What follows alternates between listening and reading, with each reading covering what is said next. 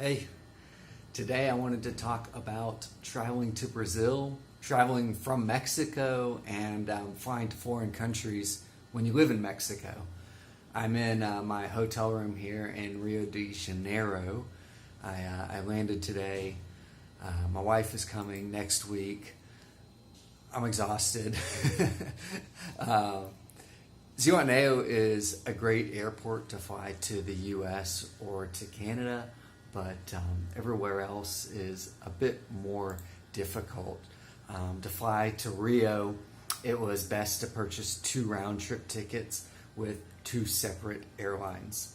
I have a round trip ticket with Aeromar from Ziwa to Mexico City, and then a round trip ticket from Mexico City to Rio, routing through Panama on Copa Airlines.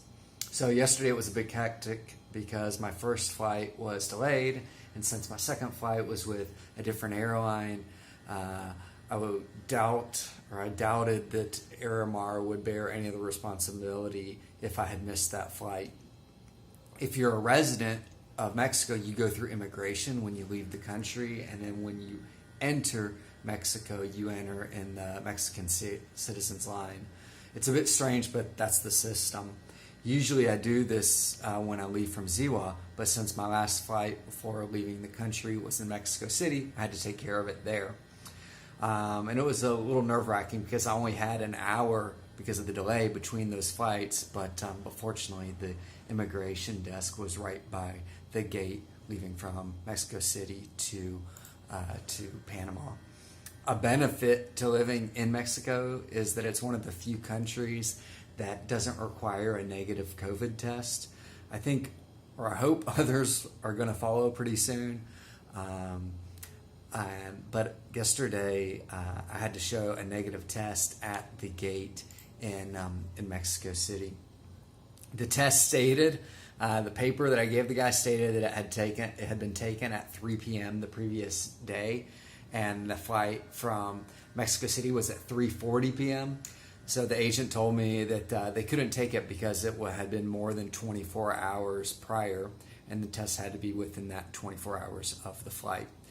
We were really getting to semantics there, and I tried to explain that to him, that technically I'd already been on one flight from Ziwa to Mexico City for this trip. The funny thing is that I had actually taken the test at noon the previous day, but the lady wrote 3 p.m. asking me when my flight was. And, at that moment, when I was talking to the agent, I was like, I should have just told her when she said, I'm going to put 3, he said, put 4 or put 5 p.m. But the worst of it was when I was having this conversation with them was I just felt so awful. The last 15 minutes of that flight from Ziwa to Mexico City was straight turbulence. I was starving and I had to go to the bathroom. So it was just torturous as he was calling a manager to decide whether or not they were going to let me on a flight to Panama and then onward to here in Rio. Otherwise, though, Copa did a good job, both flights, and they served a meal to us lowly, coach passengers, and I watched a couple movies on their movie screens. In Panama, again, I only had an hour between my the flight that arrived and my next flight, but it was just a simple walking, like 3/4 of a mile between the gates. The requirements to get into Brazil are you need to be vaccinated. You have to have that negative test from 24 hours prior, and you also have to fill out an online health declaration with the Brazilian Health Ministry's website and print that out. But at immigration in Brazil, they asked me no question. There was no forms to fill out, and I was through immigration and customs in like 5 minutes. So far, Rio's been great. I've only been here a few hours. I got to the hotel at 8:30 in the morning, and they made me wait until 3 p.m. to check in. So I walked around in a daze for about 6 hours. I almost offered someone at the bed store next door to the hotel money just to allow me to take a nap.